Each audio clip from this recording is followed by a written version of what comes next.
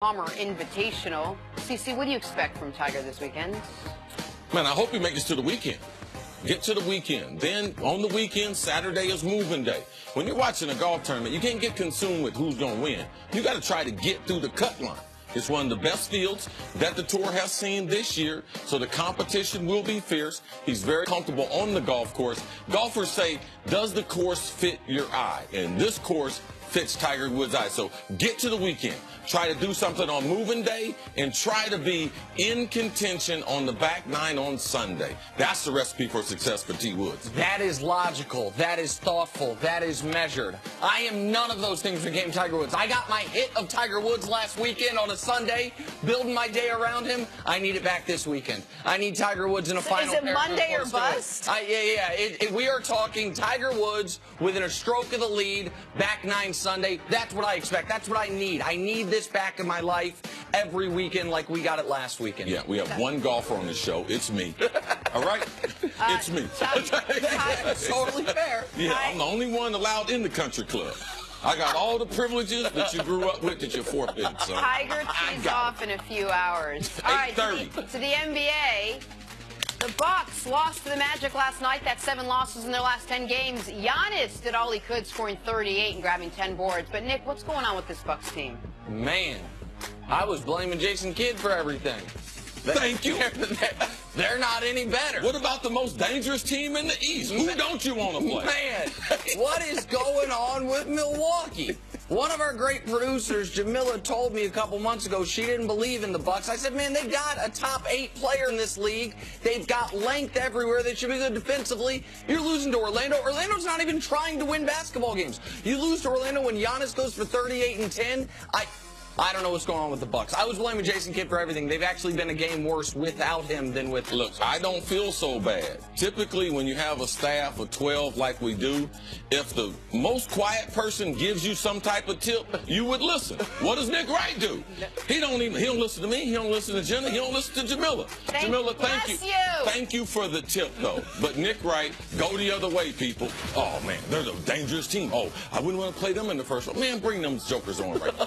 To the T-Wolves, Andrew Wiggins is reportedly unhappy with his role in the team and does not enjoy being the third option behind Jimmy Butler and Karl Anthony Towns. I mean, who would? Nick, were you surprised by this report? Man, Andrew Wiggins, you got to look in the mirror, man. You were the consensus #1 pick of the draft. They traded the second best player in the history of that franchise up to that point for you. And you've been just bad. Gave him a max deal, right? Just gave him all the money based on what he could be, and you haven't improved. At the very least, coming out of Kansas, we believed you would be a lockdown defender with great athleticism who could potentially learn to shoot. You're not even that good of a, you're not even really an above-average defender right now. Andrew Wiggins, you would be the third option on a lot of teams that don't have 2 all-stars in Jimmy Butler and Karl Anthony Towns. Like, you got to look inward on this one, man. I think one thing is being self-reflective. A lot of people aren't that. He needs a portion of that. But let's just be honest. He's not better than Big Cat. No, he is not the pro of Jimmy Butler. Like, I wouldn't even be mad if I was the third best player on that team. Big Cat is a sure enough all-star. People argue, man, is he the best big man in the game? Jimmy Butler has proven himself through the years as a two-way player. Hey, bro, you got to get better. You got to get better. Like that's that Canadian stuff, man. Dudes are soft out there, man. No. CC didn't mean that. He didn't mean that. Yeah, I did. We're not painting the whole country with that brush. Man, what they gonna do? Not let me come up there? Michael J. Fox Oh, man, go somewhere, man. All right. Steve Nash, he was cut from a different cloth. Yeah. My boy, Tribeca resident, left. Yeah. Go ahead. Moving on to the NFL, the game of quarterback musical chairs really just had the Bills still looking for a signal caller, and A.J. McCarron did not want to be last man standing. So he agreed to a 2-year deal with Buffalo yesterday. The former Cincinnati backup has started 4 games in his 4-year career. CC, is McCarron the answer for Buffalo? Oh, no. Absolutely not. Did they put a dome on that stadium? No. Okay, A.J. McCarron, all right, who is he? All right, he's a marginal NFL quarterback. Is he good enough to be a starter? I don't believe he's good enough to be a starter. He doesn't have a large hand, and he does not have a big arm. In Buffalo, you need someone like a Jim Kelly, someone who has a rifle to be able to throw the ball through that wind. And people, you laugh. Someone laughed on the set when I said hand size. No. When it gets cold and you cannot grip the football, it hurts your ability to be able to do your job. It'd be no different than us talking out in the cold. It would hurt you, Nick. That mouth runs a lot, but when it gets colder, I wasn't laughing at hand size. No, it was someone else. I think it's an important. All right. I think it's an important note.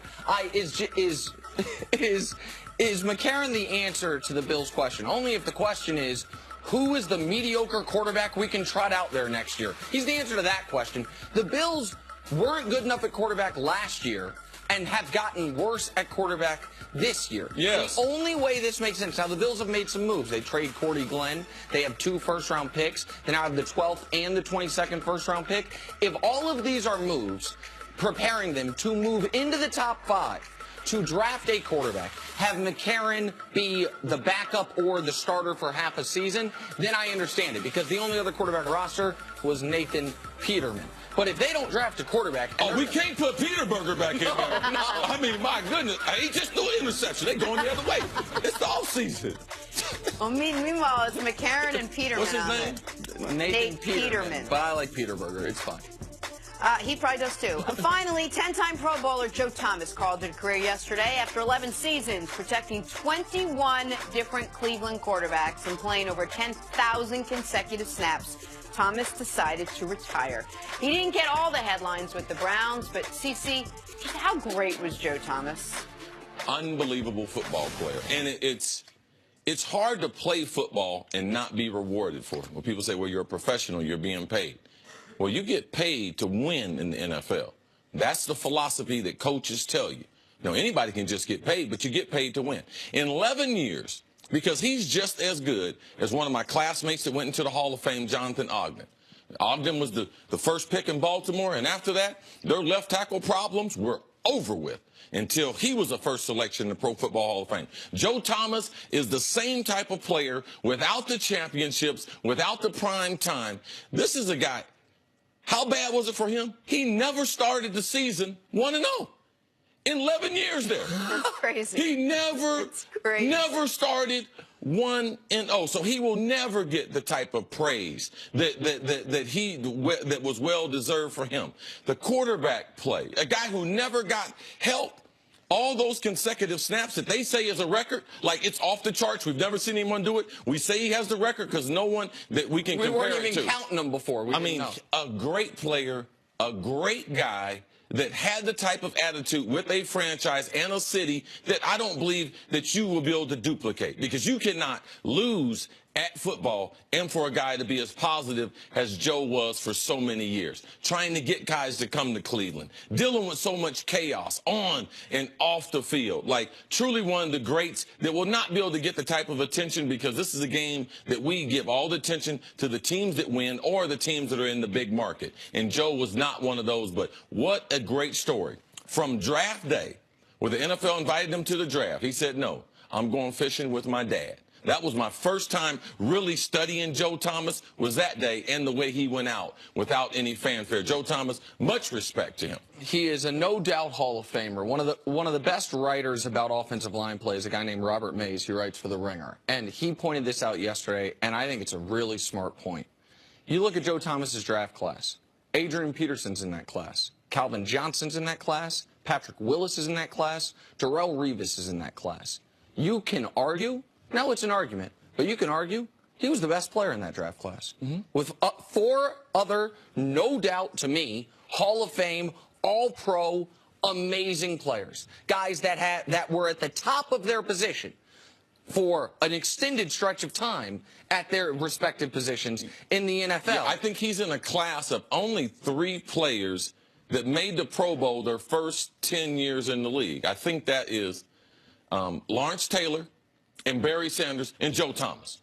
Like those 3 guys, the only 3 guys, the first 10 years in the league, they made the Pro Bowl. And the Pro Bowl, I know some people are like, yeah, the Pro Bowl sometimes is legacy. Not for him. Okay, well, make one. Right, no, exactly right. That's not people who made them. Okay. That's people writing about it. Fair enough. All right? Now, I made 8 of them. No, I get it. And typically, they make you sit out a year or 2. all right, before you get that reputation to be able to get in the Pro Bowl. No, that's exactly what I was going to say, is that when people knock the Pro Bowl, they knock it on the back end of it. To start your career as a Pro Bowler, when you have no reputation coming in, 9-time first-team All-Pro. Yeah. I mean, that is the cream of the creme de la creme of it. Like, you can't, I know it's boring to talk about line play. I know it's boring to talk about the Browns. I get it. But this guy is one of the great players of a generation.